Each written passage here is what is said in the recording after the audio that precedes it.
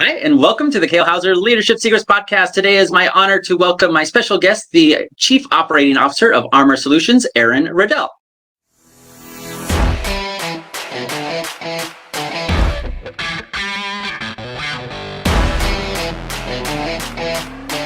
Hello, everybody, and welcome back to the Kale Houser Leadership Secrets podcast. Thank you so much for joining me today. Hey, I've been promising some special guests coming up, and this gentleman is certainly one of them that I've been looking forward to for a long time. Aaron Reddell, he is the Chief Operating Officer of ARMR Solutions based out of the DC area. Hey, Aaron, thank you so much for joining me. I cannot tell you how excited I am to be talking to you today. Well, thanks for having me, Kale. I appreciate it. Perfect. And for my audience, there's a little bit of background. Aaron and I have actually known each other for many years, since we were kids, really. And as with most friendships that start as children, we've kind of gone our separate ways throughout our adult lives. And we've recently reconnected, which has been fantastic to hear about each other's stories and what we've gone through. And actually finding out we've kind of tread a lot of similar grounds, especially over in Afghanistan and things. So Aaron, thank you so much for joining me again. It's been phenomenal to hear about your story. We spent, over an hour and a half on the phone the other day just catching up and things, which has been amazing. But one of the things I wanted to ask you about is ARMR Solutions. Tell me about what it is you're doing now. Yeah, so a couple of years ago, I left the police department as a robbery homicide detective.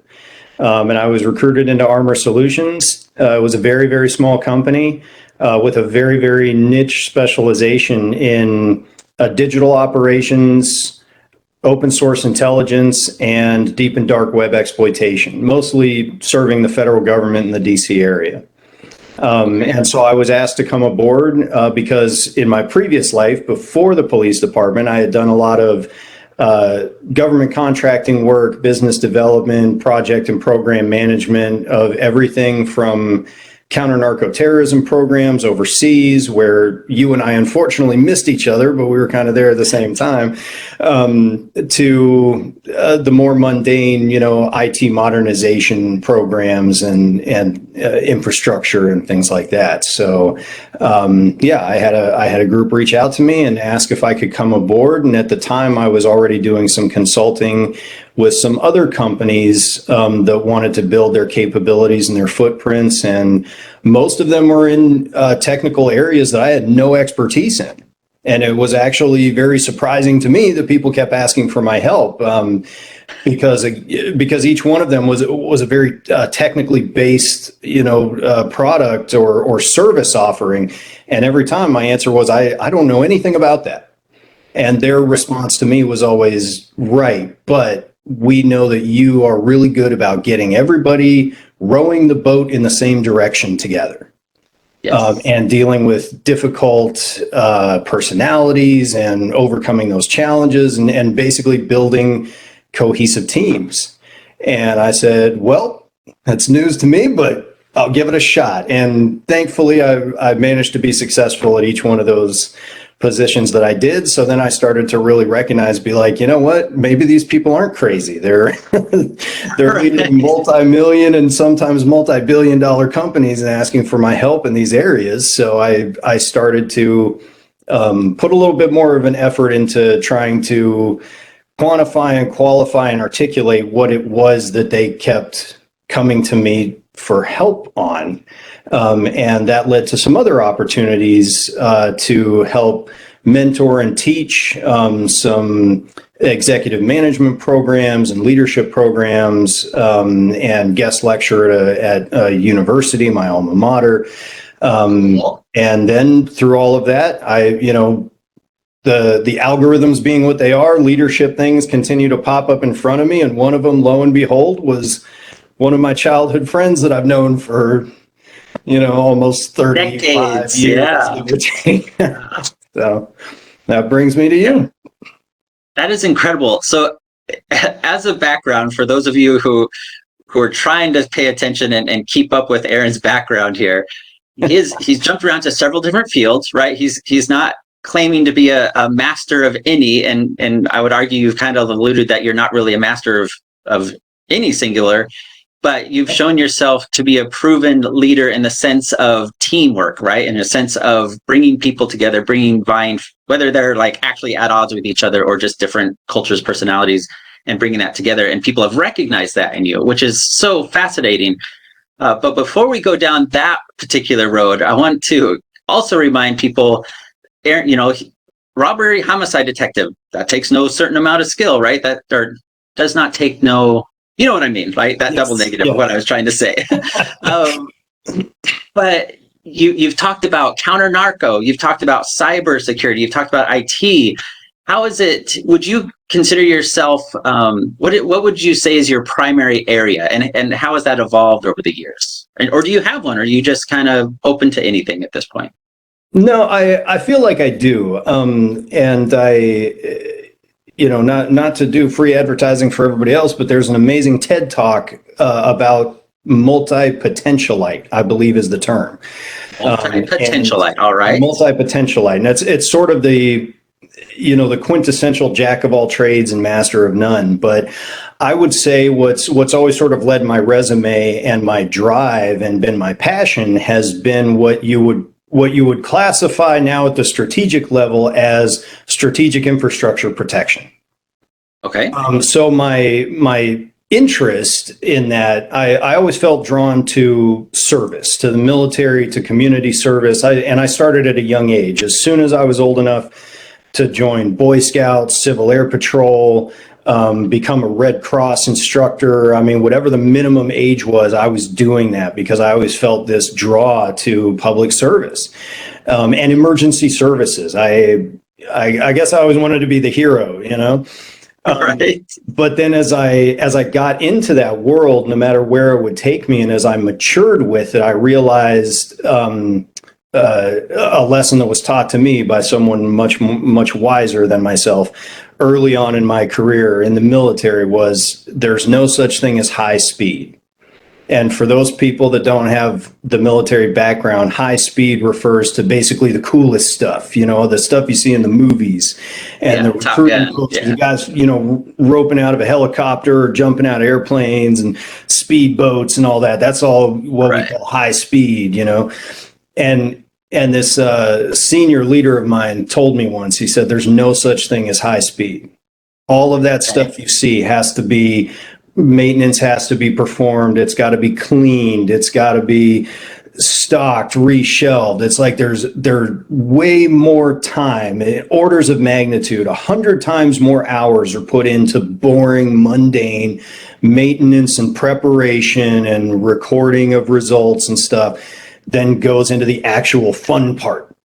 Right. You know, and that stuck with me and it resonated with me. And so I began to see the value in, hey, there's a lot of work that has to be done behind the scenes that I am also willing to do. Like I like having fun as much as the next guy, you know. Sure. Yeah. But I'm also willing to put in the work of doing that mundane stuff and making sure that things are done right the first time. Because there's never enough time or money to do it right, but there's always the first time, but there's always enough time and money to have to fix it after fix it. Yeah. Amazing, so, right? Right.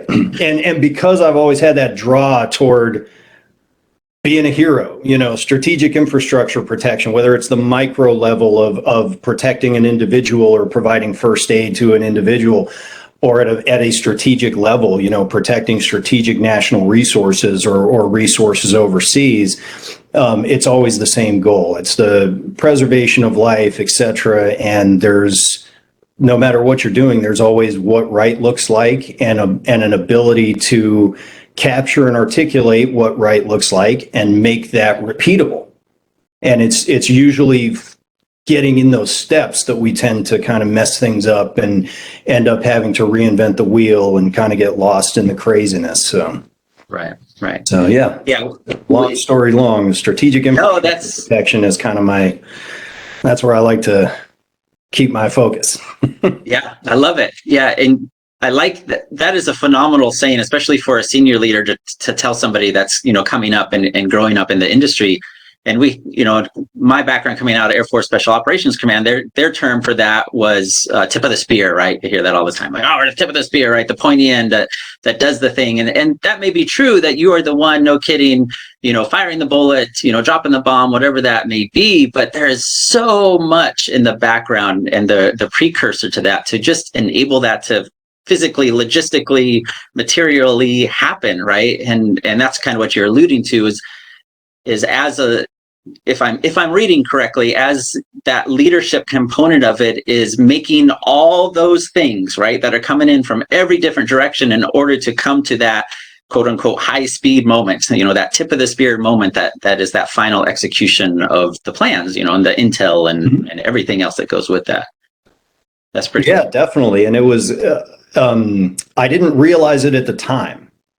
Right. But one of the greatest lessons that I learned about leadership and building a culture was from the United States Air Force when I was a 15-year-old Civil Air Patrol cadet, with delusions of grandeur that I'd one day. Now, what's Civil Air Patrol for those that may not know what that is? So just a little context. It's the United States Air Force Auxiliary. So it actually has several missions. Part is aerospace education and a cadet program for the youth of the United States to help educate them and kind of create a feeder almost for the U.S. Air Force, for the U.S. military, for the aerospace industry overall. You and I had discussed through Civil Air Patrol, I was given an opportunity to attend Embry-Riddle University, which I turned down as a foolish young man.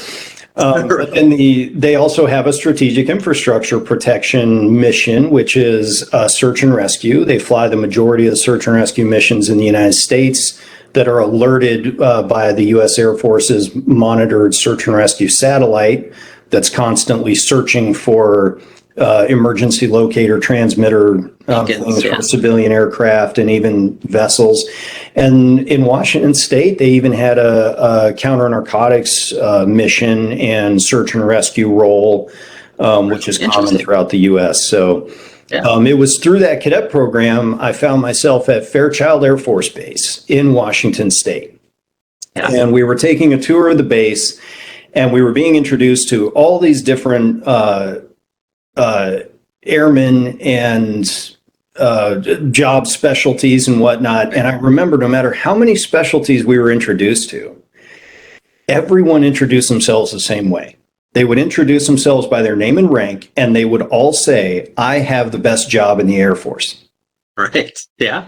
And I remember one of them was really cool. They were running the hyperbaric pressure chamber where they could either treat people with, altitude or pressure sicknesses like diving emergencies, or train pilots in the effects of hypoxia and things like that.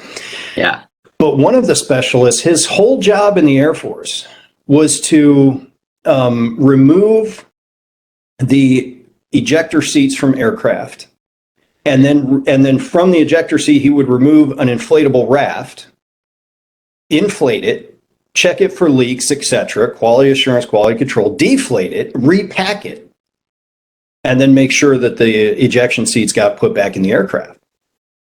And as a 15-year-old kid obsessed with, Navy SEALs and all the cool stuff, I was like, man, what a boring job. But just like everybody else I met, he said the same thing. He said, I have the best job in the Air Force. And it wasn't until later that I realized the value of creating a culture and instilling the value and the motivation in the team, especially within smaller components of large organizations that maybe don't understand how they fit into the bigger picture, and don't understand how valuable their work is, because there's no such thing as high speed. The fighter pilots don't get to make cool movies if there's nobody that ensures that safety equipment works right. No fuel technician that fuels up the plane, all those unglamorous, quote unquote, unglamorous type of jobs. Unglamorous, but absolutely necessary. Yeah. And it doesn't work without them. It came up later in life, and some different leadership positions that I was in. That the value of that was just incredible, and then it created in me a goal to be able to try to do that with every organization that I had a leadership or management role in. Is to try to make the people on my team the type of people that would say, I've got the best job at this company, or I've got the best job in this government office. So. I love that, and that you recognize that, and certainly you're predisposed towards having those observances and trying to figure out, right, what makes these organizations tick, how does that apply, just by virtue of you wanting to be on that front end and wanting to have that service mentality, which is pretty phenomenal, especially as because I would imagine you were a teenager at this point, right, as part of Civil Air Patrol. Yeah, 15, maybe 16 at that time. Yeah, so. Yeah, pretty crazy. Yeah. All right, so now switching gears just a little bit, because you talked about, and you touched real briefly on it as part of your tech background. And if I'm not mistaken, that's what your advanced degrees are in, right? Is in technology and cyber. Okay. Yes. Yeah. And you've had chances to work in that industry on various levels, both, I think you said, right, both private sector and in the public government sector, right? Mm-hmm. How have you found, and maybe there's not a difference, how have you found a different type of culture in that tech industry, in the cyber industry, versus your more, I don't know how to describe it, your more face-to-face, human interaction type of industries, if there is one? I believe that there is. Based on my experience, I believe I noticed some very articulable differences. And again, I don't want to use too many military references, but regardless of the military, organizations as a whole, and we just discussed it, it should be part of the goal of the organization, not only to clearly outline what their strategic objectives are, but to build a culture. Right. And on occasion, those cultures change when upper level management changes. Change management is it's a specialty unto itself, and it's one of the most challenging things that any organization can go through. Right. So cultures do change and adapt. Things are very cyclical, but I have noticed a somewhat unique culture within the IT field. That IT professionals, and again, that's sort of it's a misnomer. It's like talking about the medical profession. You've got doctors and physicians assistants and nurses, and you've got X-ray techs and EMTs and paramedics. You got all these things that make up the medical profession, and the IT profession is the same. There's so many different facets to it, but working on some IT modernization programs, both on the government side and on the private sector side, I did notice that a lot of my IT professionals tended to adapt to a culture or seek out a culture that was very different than most other organizations that I was used to. Okay. Most other organizations, especially being in strategic infrastructure protection, a lot of security and law enforcement and search and rescue and things like that, are very, it's a combination of technically heavy, but also very soft skill heavy. Okay. There's a lot of teamwork. There's a lot of human interaction. With what you would consider the customer. And that's another big thing. Everybody's in the customer service business, whether they think they are or not. Right. Everybody's got a boss, whether you think you do or not, and everybody's in customer service, whether they think they are or not. Right. That strategic infrastructure and military and security and law enforcement, very, very soft skill heavy. Because everything is always about instruction and mentorship. If you're not in the middle of doing something, you're teaching somebody else how to do it. And you're creating programs of instruction for lessons learned. Something crazy happens, you have a black swan event like a 9/11, and as soon as you get the problem solved, everybody immediately goes into lessons learned. How do we do that better next time and save more lives and secure more things and et cetera? And so there's just so much human face-to-face interaction and communication. And a lot of the people that I worked with in the IT field, as broad as that is, tended to shy away from that. They were looking for something that was less dependent on that. They wanted a career where they didn't have to develop those soft skills. They could develop just the technical skills. Right. And they could, and their meritocracy was built on their technical capabilities.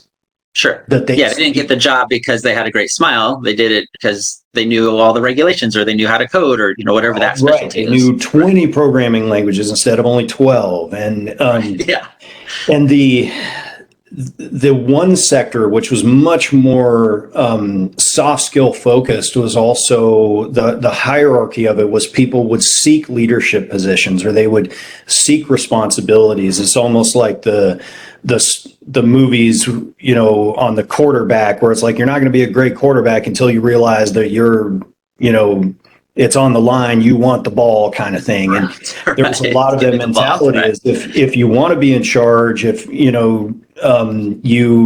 you have to be prepared, you have to have the knowledge, all the skills, etc. And then you're the manager, you're the person, the sage, the old gray beard that everybody can, goes to and confides in. And then the IT sector was like exactly the opposite. They're like, I don't want to be in charge of anybody. Interesting. My idea of progress, what I'm hoping to get out of this is more technical competency, more training, more experience, the opportunity to learn new systems that I've never interacted with before. For them, it was a constant, just this constant desire to learn and perfect their craft. Really they challenge themselves, right? To challenge themselves and to become better, and not to manage other people. That was actually, you hear public speaking is like the number one fear behind death, the famous Jerry Seinfeld comedy. And it's very true in my experience in that realm is the soft skills weren't there, and there was no desire to build them. And there was always a disconnect, because the people that were responsible for building these organizations and these cultures had soft skills. They developed soft skills, and the lens that they were looking at the world through was very much based on the old style of factory line management, the Gerald Ford style management, or I'm sorry, Henry Ford. Right. Yeah. How many widgets can we make per hour, and can we create efficiencies? And our managers are responsible for people to get things done. And so they couldn't comprehend that your top IT web developer or, software developer did not want to be promoted on that traditional track. They didn't want to be in charge of other people and have those headaches. Now, is that generational? Do you think is that coming? Because that is very much the corporate, quote unquote corporate model, right? You start as in the mailroom and you move your way up and, become a young account executive, and then you become a VP and, eventually take over. Have you found that is a generational issue with, maybe the older people that have started the company, but having to hire this talent that's more focused on that? Or is it just part of the nature of being cyber and IT focused and what that is? I think that's another element that has kind of been inserted into it. A lot of the people that I worked with initially were, I guess, what you would consider an older generation. More traditional track, where they went to school for computer science and IT engineering. And so again, culturally, it's engineers as a culture look at things very differently than artists and creative people and whatnot. And even the scientific community, most scientists can be categorized in two ways. They're either groupers or slicers. And I'm probably completely destroying that. But when you look at a lot of, scientific, psychology studies, whatever, you'll see that the researcher is either explaining things by grouping them together, and noticing patterns, etc., or they're explaining things by taking something apart to its absolute minutia, and say this is what's left over and consistent. And so the older generation had that more traditional tract of education, certifications, etc. I think that they adapted to taking on the responsibilities in those management and leadership roles because they sort of had to. Sure. Because that was just, there really wasn't an alternative. Yeah. And then under their tenure, with them now as the senior software developers, as the chief information security officer. Now they've got these younger, newer generations that are coming in who don't have the education, they have the skill. They develop the skill. They may not even have the certifications, but they're better at this than the person next to them who got the education and the certifications. Sure. But they also have that cultural difference of not living to work, but working to live. They're working because they want to get, because of what they can get out of it, and because it supports their lifestyle outside of work. They don't identify themselves by their work like the older generation might. And I know Sinek, I'm sure is it Simon Sinek? Right. Yeah, Simon. Yeah, he talks a lot about that, and it's very consistent with what I experienced. And I found soft skills. I took over an IT modernization program in support of the Air National Guard. It was $32 million, I think, hardware and software IT modernization. Right. And I came in and I'm like, okay, what are we supposed to get done? What's the statement of work? What's our parameters? All that stuff. I'm looking at that, and I wasn't even in a week, and I found that my biggest challenge were personal issues amongst all my team members. Right. Everybody, because when I say open door, my open door policy is not, my door's open as long as you checked with every level of supervisor and manager before. Right. Yeah. I'm your last stop before you quit. Yeah. Right. My open door policy means it's open, right? You just come in, you talk, we'll figure it out.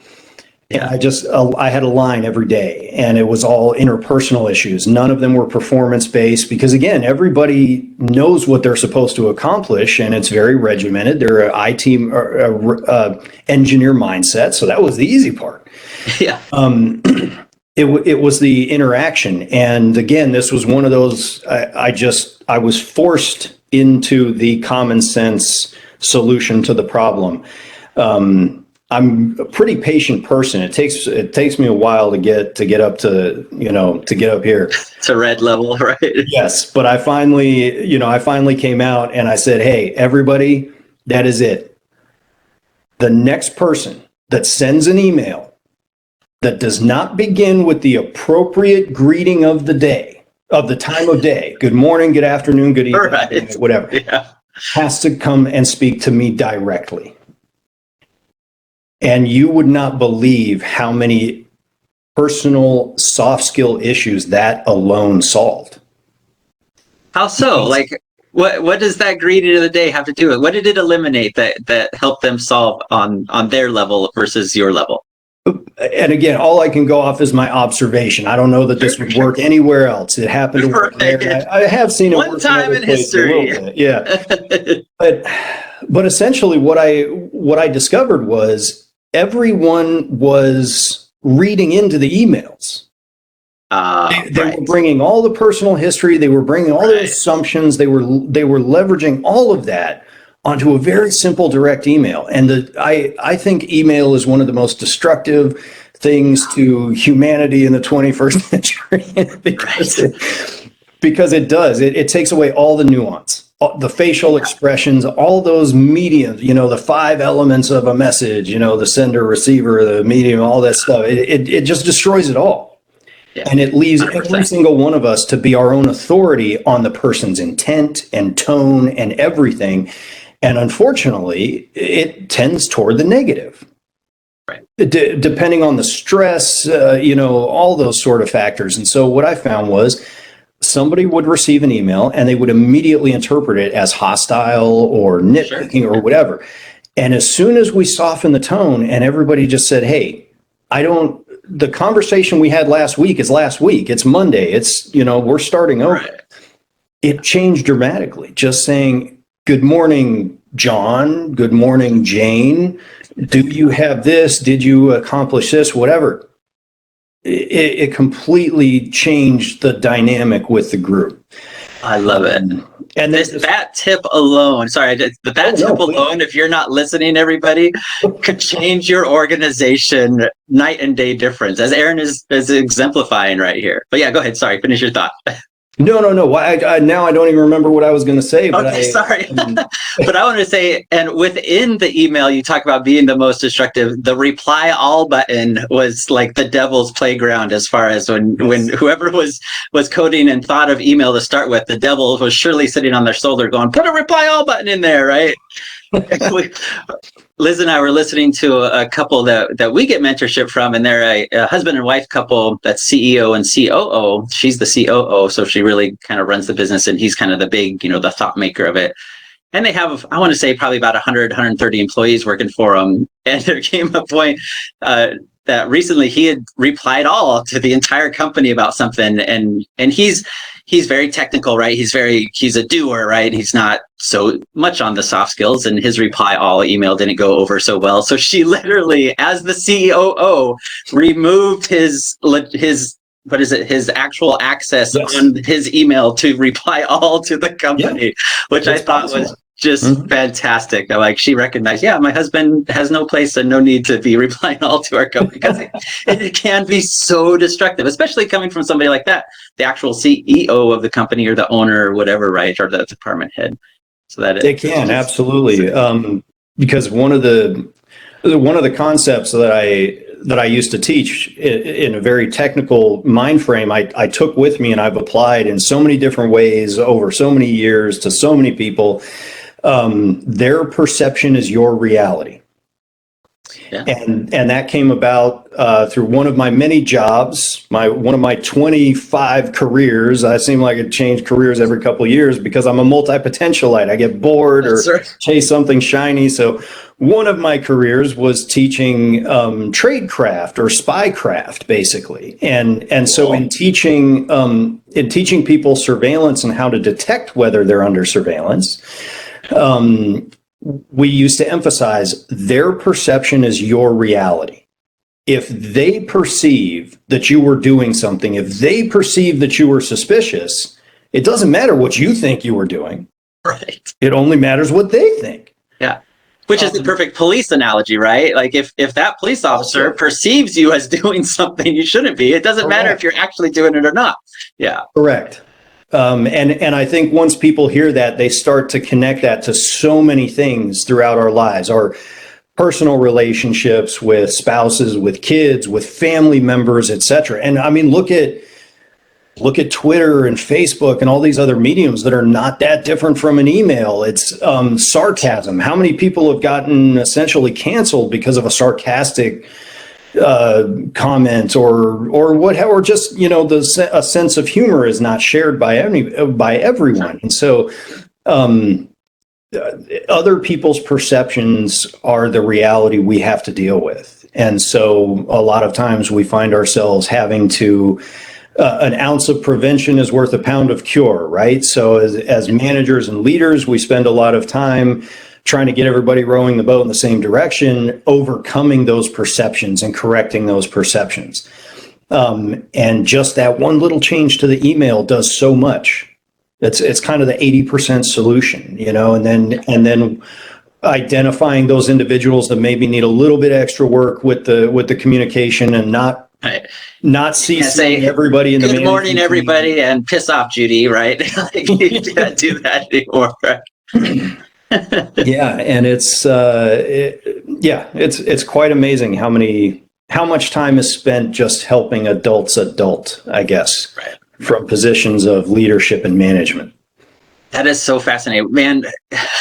We have touched on so many things in so different areas that are absolutely critical. Like, you can't just say, oh, as long as you get this one over here, everything else follows, right? There's so many aspects, and especially in your experiences that you've touched on, that I just want to ask you so many questions about and spend the next 3 daes just talking about this, right? We can do the world's longest podcast here in a second.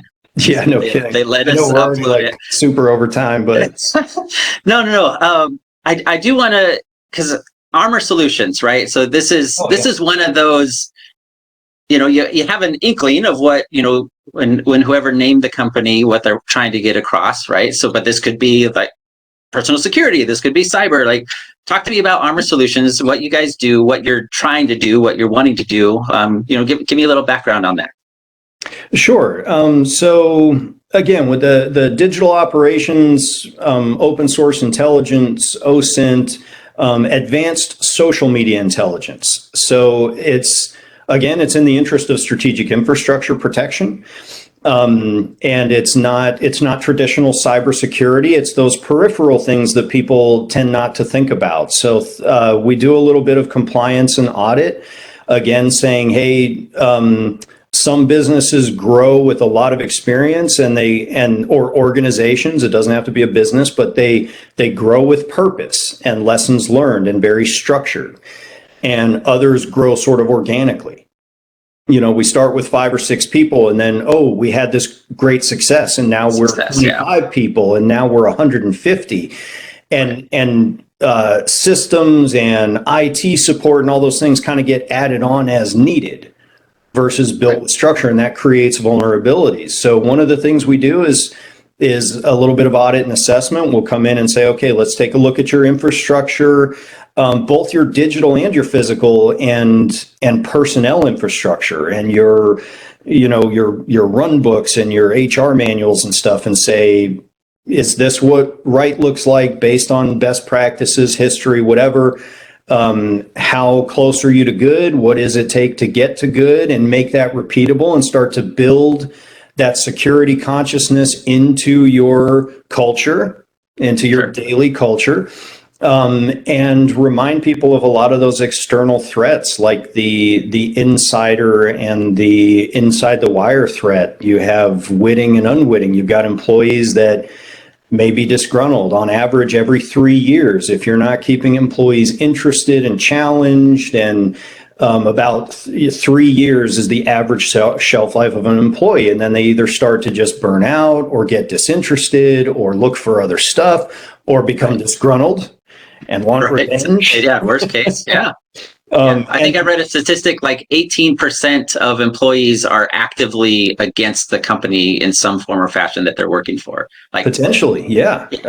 Yes. And then you have your unwitting participants, the people that are, through the kindness of their heart, want to help people. So they're the ones clicking on those emails to say, oh, I need to donate to this person, or they just need me to hold their money. Yeah. The King of Nambia needs my account number, right?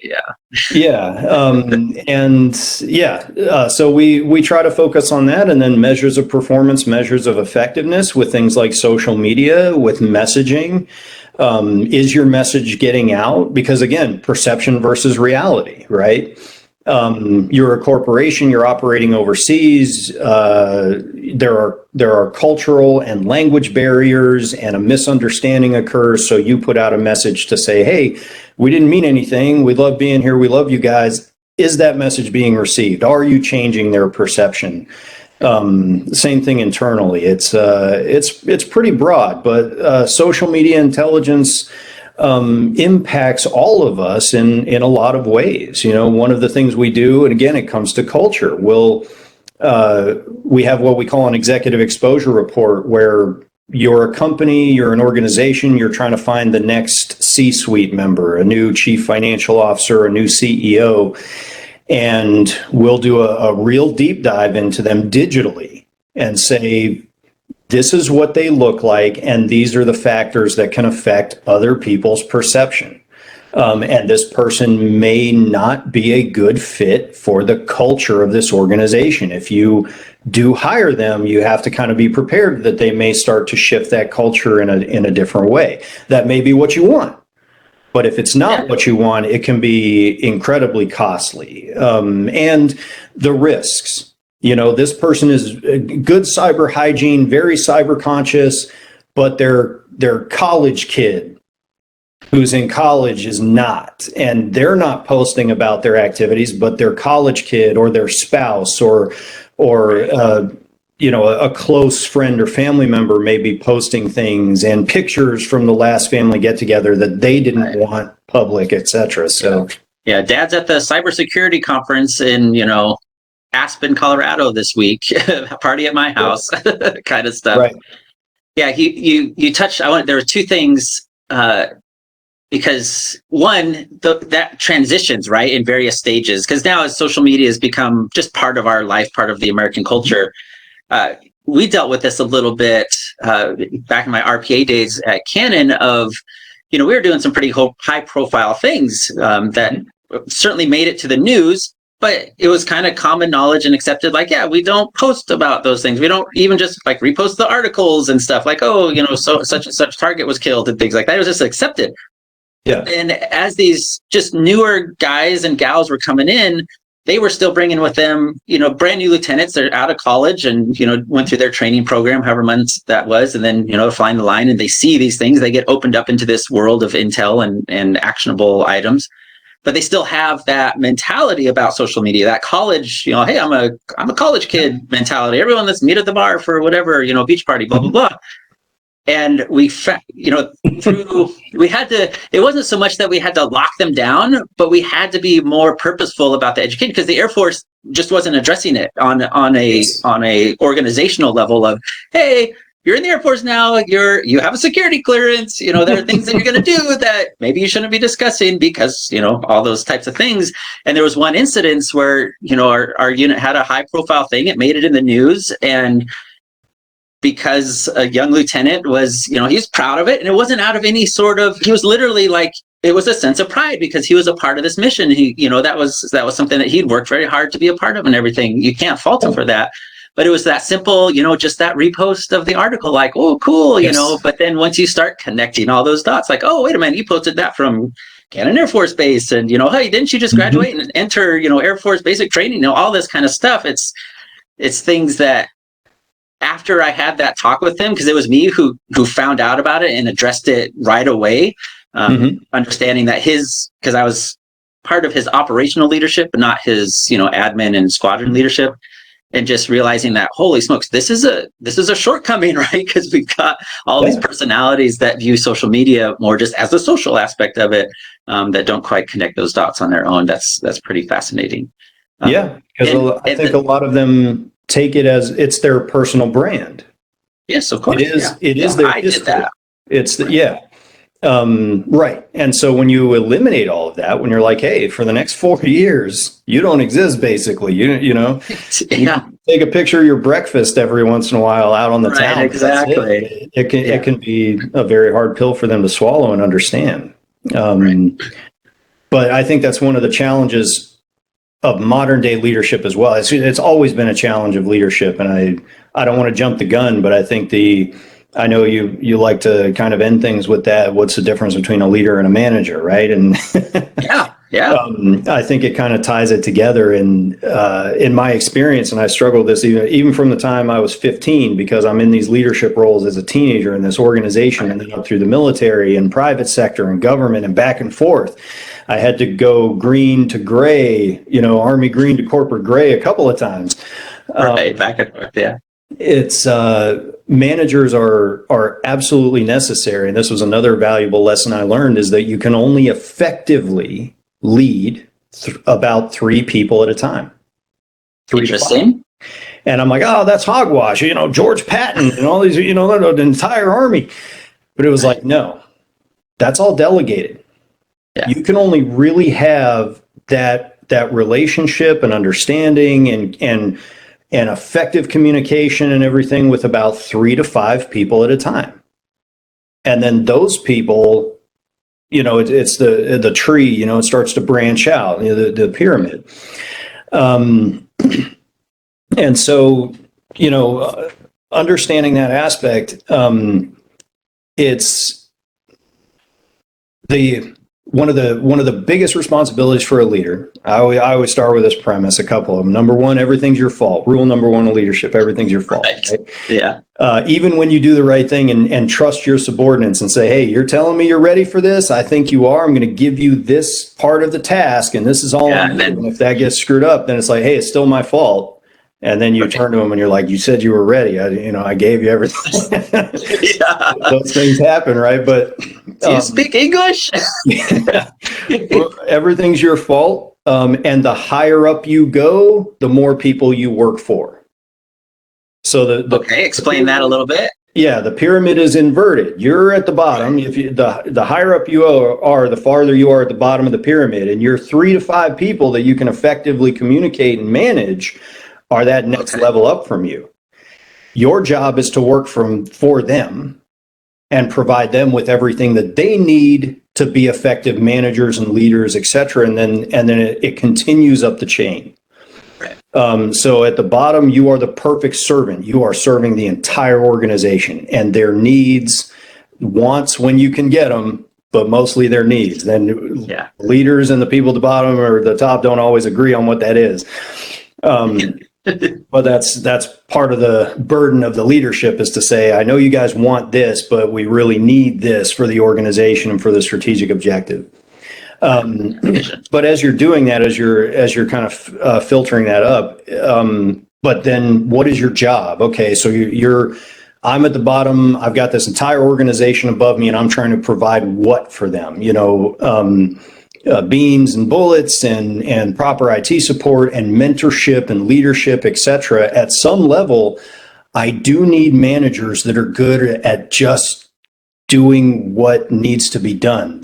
Again, no such thing as high speed. There's some very mundane things that are very technical, that are very easy to be just A, then B, then C within this time frame. Right. And if anything goes wrong to mess that up, you need to let somebody, if you're not capable of doing it yourself, let somebody know, right? Yeah. So managers are very important layers of this, because we can only effectively manage and lead 3 to 5 people at a time. We need those. Interesting. What's really important, though, for a leader is, what are you actually doing? And the one thing I try to stress to everybody is, your job is to explain the why. Okay. To help people understand the why, not just the how. The manager should be good at explaining the how. A first, then B, then C. That's the how. Yeah.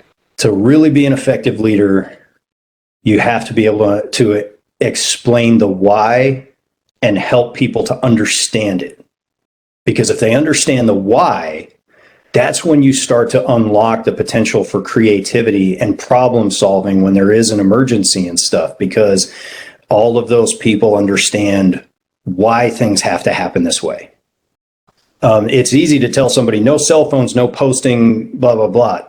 But once they understand the why, you have turned them into another sensor and another asset, because now they're looking for other people that are doing the wrong thing. You know what I mean?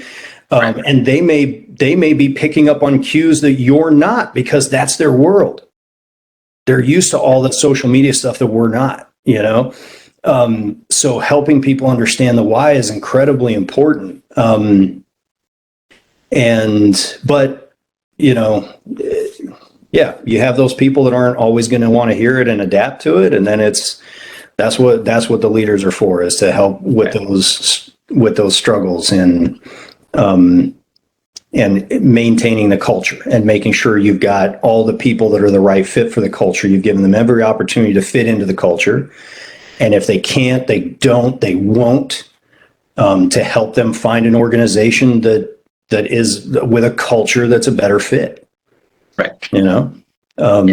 So yeah, because as the leader, you have the responsibility to the culture at large, to your organization. Whether that's you're an interdepartmental, a department head within a bigger one, or you're the no kidding business owner or the CEO, president kind of thing. You've got that responsibility to not let any one kind of personality or failure point affect everything else, right? Which goes back to that why and culture and everything. Right? There's so many data points.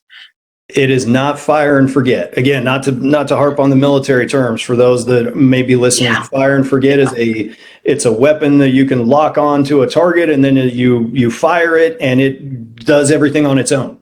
You don't have to worry about it anymore. You don't have to steer it to the target. You don't have to do anything. Right. And the biggest failure that we see on government contracts, 95% of all government funded IT programs fail. 95%. That's not what? What? Say that again. 95%. Now, that's not total abject failure. Like, that's not the whole thing just explodes in a ball of fire. That is, it never fully does what you want it to do. Okay. You never reach the full potential of what you sunk all this money into this program to do for you. Right. Right. Very 95%. There's a lot of wasted money. I mean, we can see examples. One of the Obamacare website was a great example that it was such a rough rollout of something that's like people start websites all the time, right? Yeah. But So simple, right? Website, so basic. Yeah, it's relatively basic. There's other people, again, there's other examples of what right looks like just grab this or whatever. But it's very common because everybody wants to reinvent the wheel. You know, every city that's out there that's like, well, we need a new, now it's information of things. So every single one of our transformers now needs its own sensor communicating with this. Right.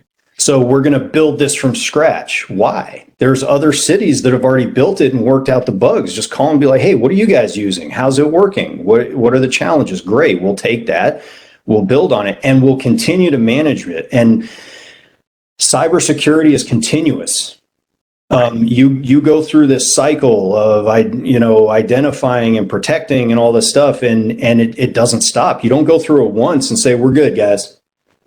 Put that Band-Aid on and be like, yeah, nothing can get through now. Yeah. Right, exactly. Yeah. It'll be like, nope, we put up the fence, we're good. I mean, it doesn't matter the best prison in the world. If you're not painting and fixing stuff, the walls are just going to crumble and fall down, right? Yeah. And leadership is the same.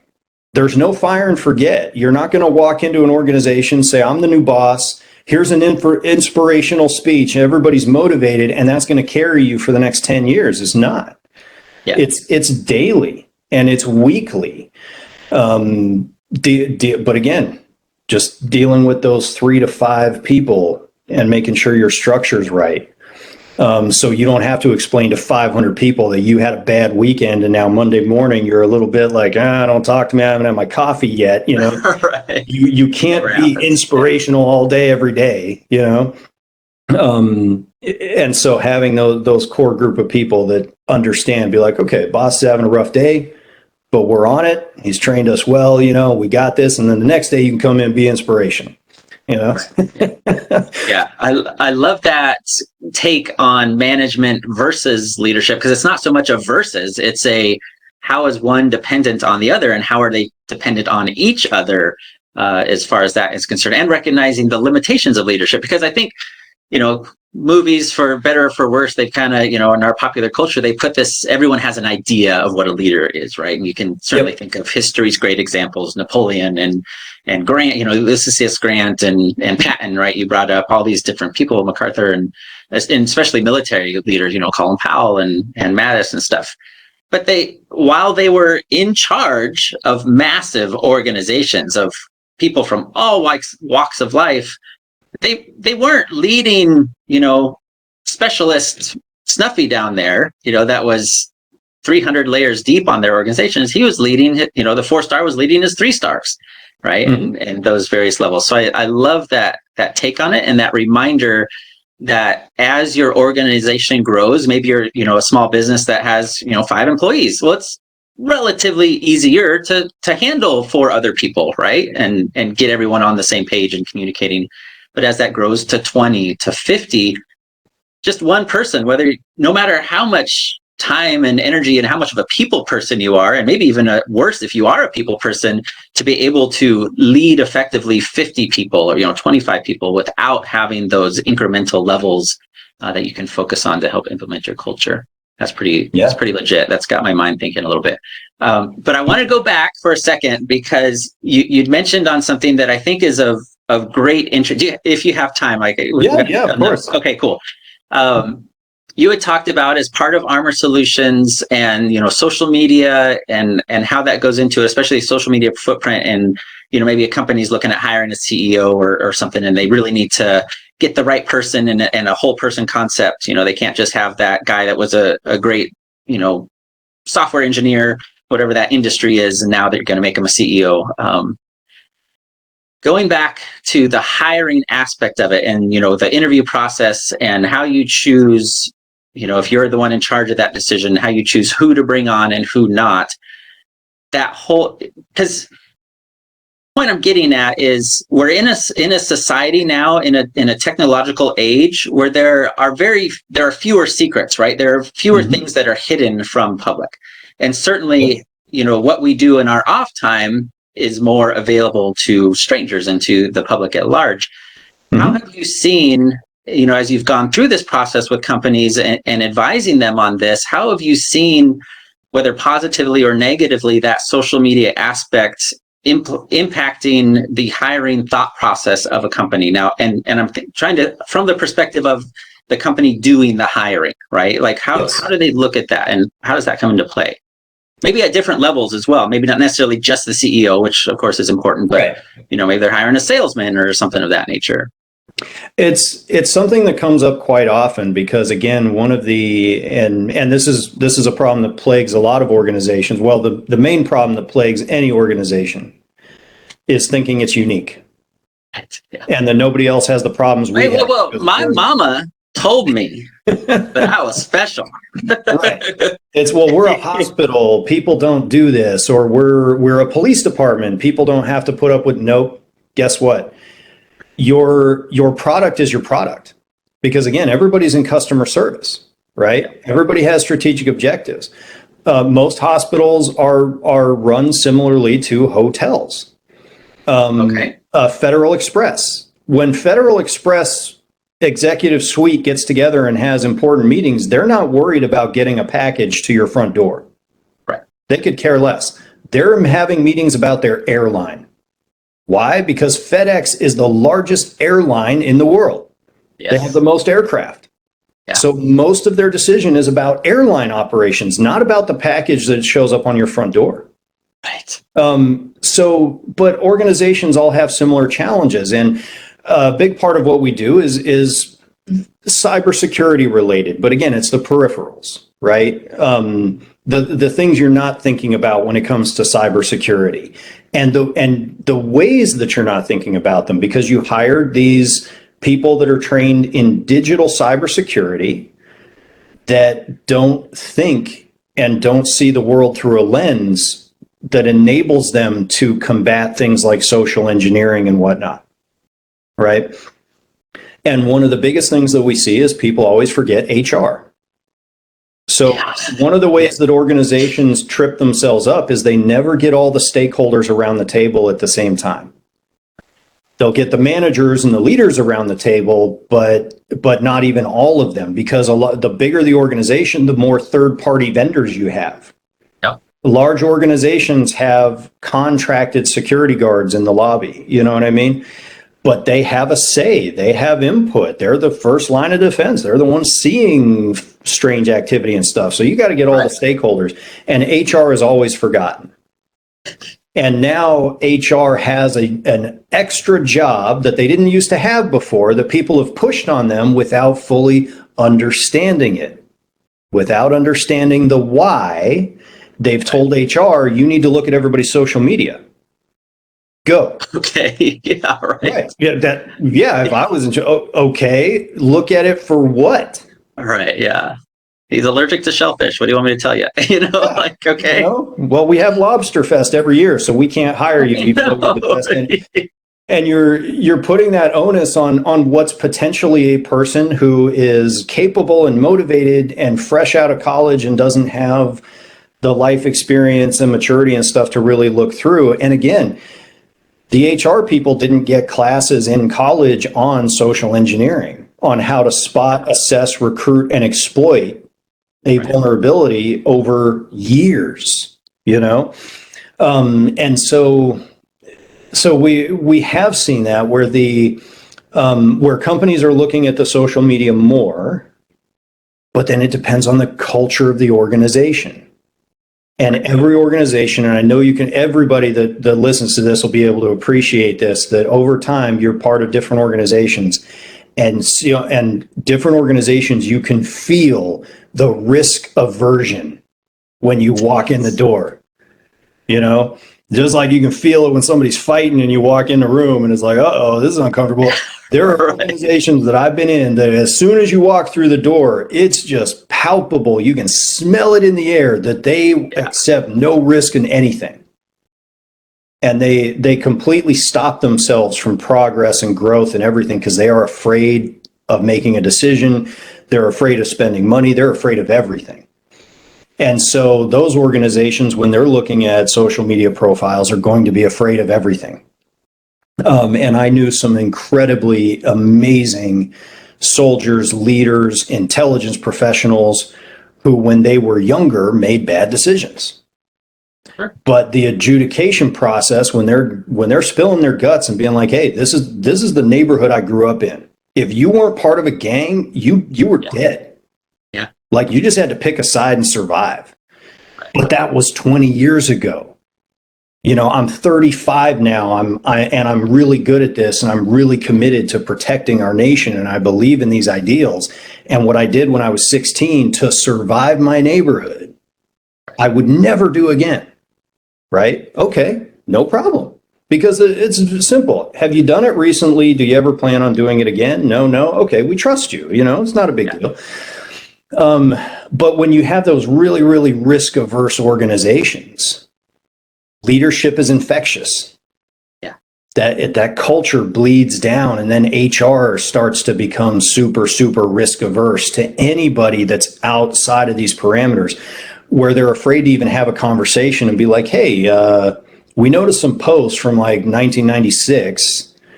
Is this still a thing? But we haven't seen anything else. Is this still a thing?" Be like, "No, but I haven't taken them down. But even if I do, they're never gone. They're still on the dark web. That's where we can find those stuff you deleted after college and thought was gone. It's not gone." Cancun lives forever, right? Spring break in Cancun stays on, yeah. Exactly. But we have also seen those organizations that have had the confidence, the bravery, the intestinal fortitude to know who they are culturally and be able to say, "This is who we are, and this is who we want to surround ourselves with, because this is our culture." And so they have looked at those social media things and said, "You are not a good fit for our culture." And if you look in the media today, if you look at the news today, we can see some examples of that. So it's neither good nor bad necessarily. It depends on where you fall on kind of the political spectrum and where the organization does. But we have seen some organizations saying, "Yeah, this is our culture. This is who we want. We want like-minded individuals because this is our boat, and we want everybody rowing this boat the direction we want it to go." Yeah. And again, it's not always with a security, mindset to it, Right. because people don't know what they don't know. So it's more layers of challenges. But yes. Yeah. Which is interesting as we move into that realm, because it didn't used to be like that. You would get hired on with a company or a corporation, and there was this assumed loyalty to that, now that company. But as so many other things vie for our attention, it's like, yeah, cool. I really enjoy working for, Google, whatever, as an example. But I'm really involved in my church over here, or I'm really involved in this political movement over here, or whatever else is happening that may be at odds, certainly with attention and time, but maybe fundamentally at odds with whatever that company stands for and represents, right? So, I use the analogy of, you don't see, hardcore environmentalists working for Chevron, drilling wells, right? It's incompatible, because, people are now becoming more aware of that, and kind of taken, everyone's kind of wants to be a part of something in general. Well, you bring up an interesting point, because it's from my perspective again, but I look at the world through a certain lens, Right. From my perspective, it would be, yes, why is this incredibly environmentally active person applying to my small oil company? That might be a red flag. It doesn't make sense. Discussion. Yeah. And he's got a specialty in like bomb manufacturing in the background stuff. Like, wait a minute here. Yeah, funny. Ulterior motives, certainly. And have you seen it used on the flip side of not necessarily against, but like, hey, he kind of really represents, and this just further and I would imagine that you have, but it further strengthens the ties between each other. Absolutely. That's actually a smaller niche of one of the services that we provide is Okay. kind of like headhunting, although not in the same, Sure. we're not a headhunting company, but because of what we do is very similar, and there are actually now a lot of AI-based tool sets and things, that there are some very prominent headhunting companies out there that put great stock in the technology and whatnot, and that's absolutely what they do. They crawl the internet and they look for all these indicators of people that might be a good fit, not only culturally, but now we're starting to see that because the entire just the entire spectrum is changing, right? Sure, yes. Is that people are being asked to do more. So it's not just, hey, you come in and you just, fold these boxes and that's it. But for a long time, companies have asked all of their employees to do more with less. And so all employees are now wearing multiple hats. And organizations, and this is true of the federal government as well, is organizations, what used to be one person's job is now three people's job done by one person. And so now that it's become increasingly important to find sort of those multi-potentialites, those are the jacks of all trade. And so with AI, you're able to say, this is our industry, this is our business sector here, this is our industry and our general product. So we're looking for people that have kind of this diverse background. So yeah, they're really technical in here, but their hobbies also include like woodworking and building things at home and flipping houses or DIY projects or whatever. And those skills and that mindset, the lens that they see the world through meshes really well here. So we can start to kind of capitalize on more of their skills and their hobbies, and maybe even create more of an environment where they're getting more fulfillment out of work.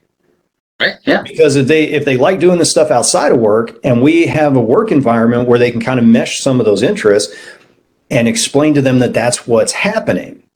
Yeah. Which the military was terrible at. Sorry, guys. I love my veteran brothers and sisters, but the military taught us some just amazing, incredible skills and kept it a total secret.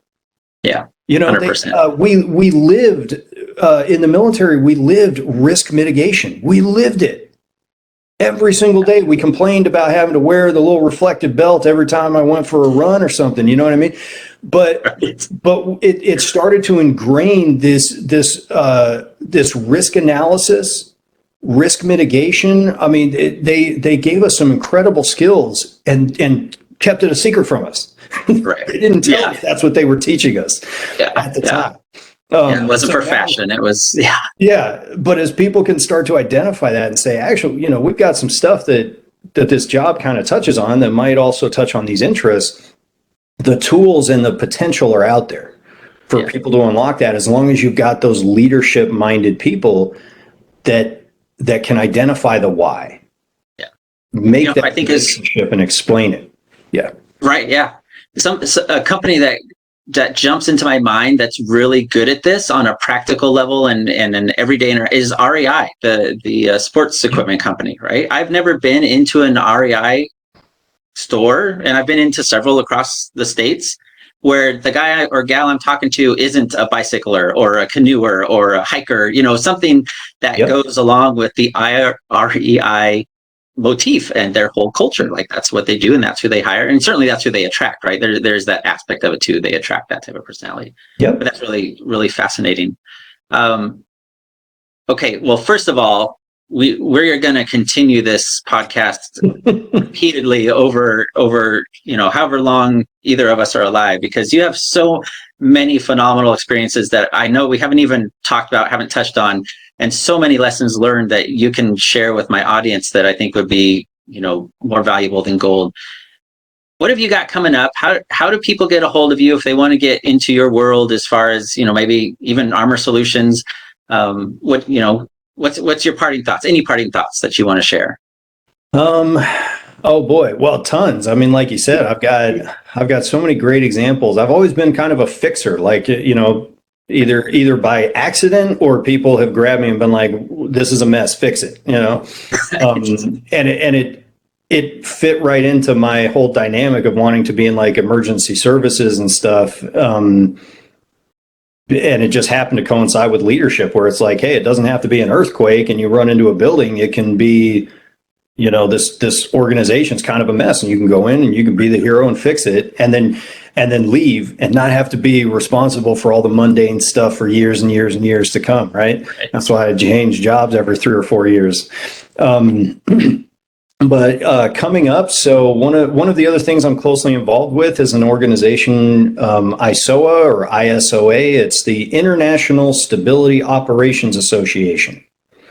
And it's mostly defense industrial based companies and companies that support the federal government around the world, and contingency operations around the world. So organizations like Doctors Without Borders and things like that you would associate with disaster recovery, not just hostile action stuff around the world, but also humanitarian and disaster and things. There's all these companies and government organizations come together to share resources and ideas and all this stuff. And the organization is carving out a science and technology and innovation and cybersecurity kind of wing or activity. And so they'll have sort of a separate internet landing page. And it was actually one of the things that I think led to this was my recent participation with the Department of State small business activity that they had recently in the DC area. I was asked to moderate a panel on physical and cybersecurity with heads of DSS from Department of State and their cybersecurity bureau. And I've done that a few times, and we've got a few of those coming up in the future. And I'm also participating in some mentorship programs right now, both college students and separating service members that are trying to get into the cybersecurity and critical infrastructure realms. So yeah, I consult for a couple different things and wear several hats to keep things fun and interesting. But if people want to look me up on LinkedIn, Aaron Reddell, I think there's only like 2 of me in the country. One guy is involved in some medical thing in the Midwest. That's not me. I'm in the DC area. And it should come up with ARMR Solutions, which is ARMR. We just pronounce it ARMR. So ARMR Solutions LLC. My info's right out there. It's the internet. You can find anybody nowadays. Yeah. And there will be links in the descriptions, whether you're watching this on YouTube or listening in the comment sections for ARMR Solutions and for Aaron's LinkedIn. Bro, this was amazing. Thank you so much for taking your time to meet with me today and get this out. I think this is extremely valuable information. If people are paying attention, that they can learn from and kind of implement. And you've given some phenomenal, even just like tactical tips of like, hey man, you got people at your throat. Just start changing the way they interact with each other on email as a starter, right? So thank you for that. I really appreciate it. It can be easy stuff sometimes. And you and I had that discussion. I mean, someday, and I think you and I are going to have to work together on it, is, so much of leadership and management stuff is very theoretical and philosophical, and it's invaluable. It's incredibly valuable. Right. But I think that there are some best practices that when you throw everything against the wall, some of the stuff sticks and tends to work over and over again. And I think that that's the one thing that the industry is missing a little bit is getting down and saying, just try these things. These are things that you can actually do and measure the result of. And I think we need to try to get more of that out to the community. So. Yeah, 100%. That difference between, high morale is good. Well, okay. Well, how do you create a culture of high morale and get people to actually want to come to work instead of be miserable, that stuff. So that's cool. I love it. Yeah. All right, my man. Well, thank you very much. Thank you. Yeah, thank you for joining us today. It's Kale Houser Leadership Secrets Podcast. If you need anything, reach out anytime. Kale at kalehouserleadership.com. No matter where you're at in the world, have a fantastic afternoon. Bye.